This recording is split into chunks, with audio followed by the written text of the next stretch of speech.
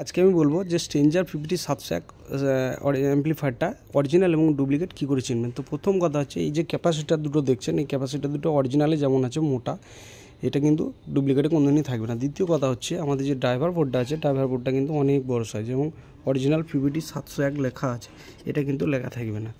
আর তৃতীয় কথা হচ্ছে হিটসিংয়ের মধ্যে যে আমাদের রেজিস্ট্যান্সগুলো আছে, এগুলো ট্যারাভাবে গাঁথনি আছে, এগুলো কিন্তু ডুপ্লিকেটে একদম সোজা সোজা থাকে।